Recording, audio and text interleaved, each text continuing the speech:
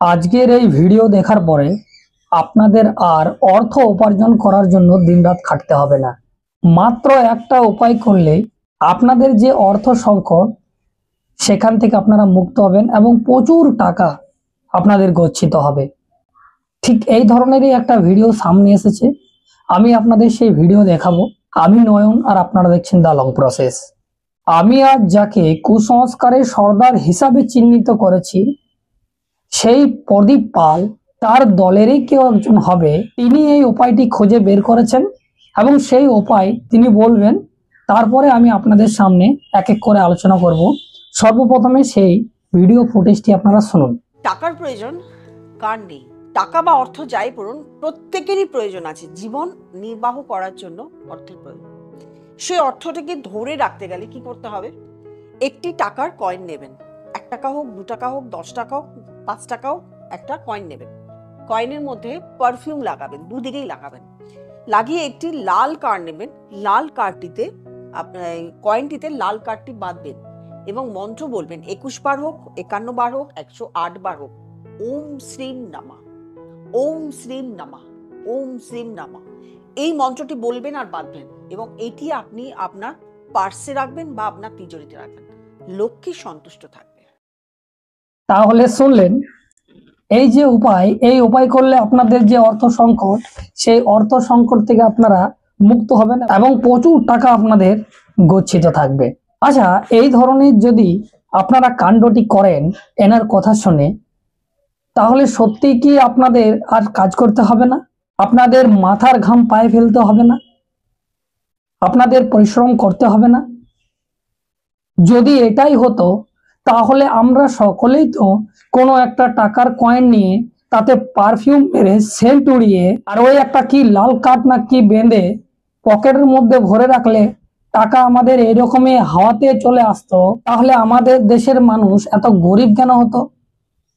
আর এই যে মহিলা, তিনি সোশ্যাল মিডিয়ায় এসে এই ধরনের কুসংস্কার জড়িত পোস্ট করছেন আর আপনারা দেখে সেখানে হাততালি মারছেন, বাওয়া দিচ্ছেন, তাহলে আপনারা এই কাণ্ডটি করে দেখুন আর আপনারা কাজকর্ম ছেড়ে দিন আর এই কাজটি আপনারা করুন। দেখুন তো আপনাদের অর্থ আসছে কিনা, আপনাদের অর্থ গচ্ছিত হচ্ছে কিনা। আর যিনি সোশ্যাল মিডিয়ায় এই ধরনের পোস্ট করছেন তিনি তো অর্থের জন্যই সোশ্যাল মিডিয়ায় এসেছে। তিনি তো জ্যোতিষী, তিনি তো বিভিন্ন রকম তন্ত্র মন্ত্র জানেন। সেই সকল করেই তো টাকা অর্থ উপার্জন করা যায়, মানুষের সমস্যা দূর করা যায়। তাহলে সোশ্যাল মিডিয়ায় এসে তাকে হাইলাইট হওয়ার কি দরকার? কি দরকার রয়েছে? এইগুলোকে আপনাদেরকে বুঝতে হবে। এরা সমাজে কুসংস্কার ছড়িয়ে যাচ্ছে, আপনাদের ব্রেনগুলোকে ড্যামেজ করার কাজ করছে আর আপনারা সেই অলৌকিক ঘটনা, অলৌকিক কাহিনী শুনে শুনে আপনাদের মগজে আর কোনো চিন্তা ভাবনা করার জায়গা নেই আর আপনারা সেটাকে সত্যি মনে করে সেগুলো করছেন। বহু মানুষ আছে এগুলো করছে। আমি যার জন্য বললাম যে আমি ভেবেছিলাম যে এই বাংলায় একজন কীর্তনিয়া প্রদীপ পাল, তাকে আমি কুসংস্কারের সর্দার নাম দিয়েছি, কারণ তিনি বিভিন্ন রকম ভাবে কুসংস্কার প্রচার করে থাকেন। জানতাম না যে একজন মহিলা সেও এই ধরনের কুসংস্কার প্রচার করে। তো যাই হোক, এই বাংলায় এবং ভারতবর্ষের যে কোনো প্রান্তে যে বাবা, তান্ত্রিক, জ্যোতিষী এবং যে কেউ হতে পারে, তাদের ভিডিও আমার কাছে এলে তাদেরকে এক্সপোজ করার আমি কাজ করব। আর এই ধরনের প্রপাগান্ডা থেকে আপনারা দূরে থাকবেন। আপনারা নিজেদেরকে ভরসা করুন, আপনারা নিজেদেরকে বিশ্বাস করুন। কোনো টাকাতে পারফিউম মেরে আর একটা লাট কাঠ বেঁধে দিয়ে কোনো কিছু হয় না। এইগুলো শুধু মূর্খগিরি ছাড়া আর কিছু নয়, শুধু আপনাদেরকে পাগল করে রাখতে চাইছে। তাই এগুলো করে কিছুই হয় না। আপনারা নিজেদেরকে বিশ্বাস করুন, ভরসা করুন এবং পরিশ্রম করুন। আর যে অর্থ উপার্জন করছেন, যে টাকা উপার্জন করছেন, তার থেকে 25% কেটে সেভিং করে রাখুন। 25% না হলো অন্তত 10% টাকা সেভিং করে রাখুন।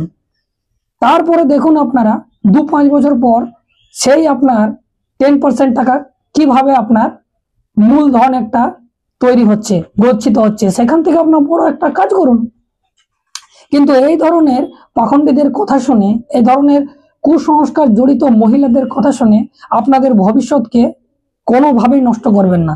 আপনাদের মস্তিষ্ককে একটু ভাবতে সময় দিন, তারপরে আপনারা এই কাজ করুন।